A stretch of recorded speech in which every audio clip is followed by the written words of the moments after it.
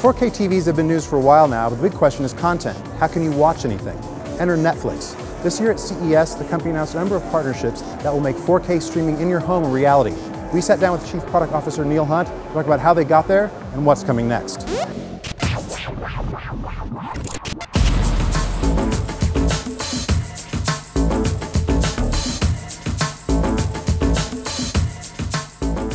I'm here with Neil Hunt from Netflix. Neil, thanks for sitting down with us today. So you guys have had a very, very busy CES today about 4K streaming. It's one of the biggest stories out of CES this year. Tell us a little bit about how you guys got to this place. There's a lot of manufacturing hardware partners lined up. What's the story behind it? How did you get here today? Well, we really wanted to continue to push the envelope in terms of delivering the highest quality picture possible. So in the last few years we've moved to deliver high definition, HD. We recently started doing super high def, which is a high bit rate, high definition, still 1080p. And the next logical step was to embrace the 4K sets that TV manufacturers are building. Cool. So you mentioned the TVs that are coming out lately. It's an interesting dynamic that's been going on because the last year and a half, the TV industry has been 4K is the thing, this is great. And everybody goes like, okay, cool, what can we watch? Do you feel like those manufacturers are relying on you guys to a certain degree? One of the interesting pieces, of course, is that 4K is not going to have a major lifetime on a plastic disc. It doesn't fit on a Blu-ray disc, and I think it's unlikely that people will want to upgrade their DVD players. Similarly, it's unlikely that it'll be embraced rapidly on the broadcast and cable side. And so internet delivery is where it's at.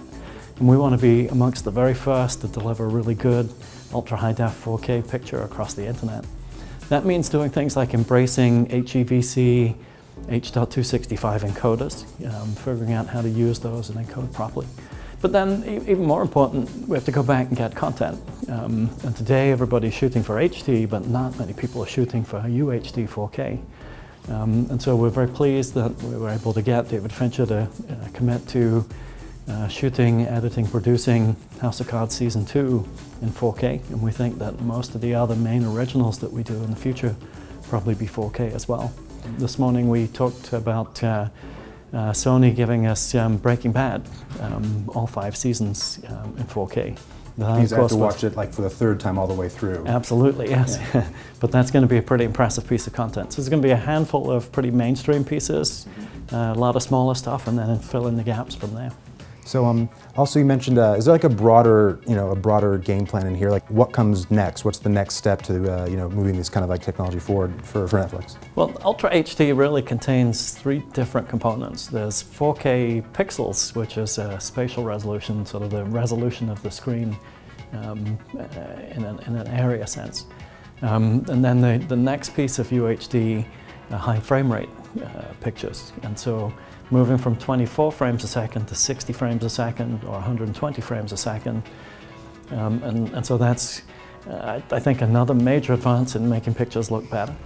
And then the 3rd major component of UHD is about color space and color resolution. It's high dynamic range.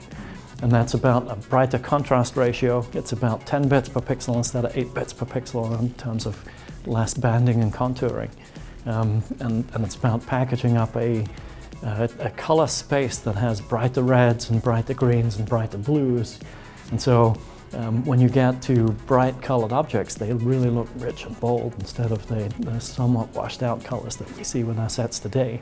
One other thing I want to talk on really briefly, WebOS TV. You guys are involved with that. Indeed. What was exciting about that challenge? What do those products offer that made Netflix really, really happy? Well, let me back up a bit.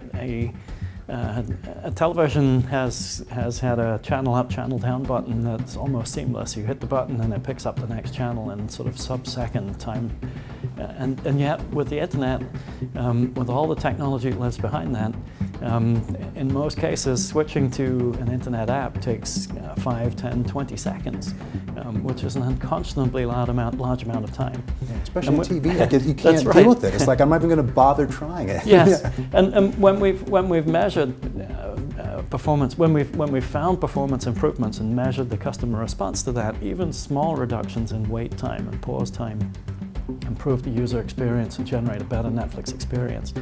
But you asked about the web OS stuff, and the opportunity that's compelling there is that the apps switch back and forward in a way that's much more similar to channel up, channel down. You can have multiple apps live, you can bring a new one to the foreground, it's ready and it's waiting, and it's much more seamless. And that's components of what we think of as the modern internet-connected television experience. We're anxious to push that forward. Excellent. Well, cool. Well, thank you again for taking the time to sit down with us. Very exciting stuff, and I can't wait to watch Frank Underwood do terrible, terrible things to people in 4K. Thanks again, Neil. I appreciate it. February 14th. It's coming along soon. Great. Thanks. Great.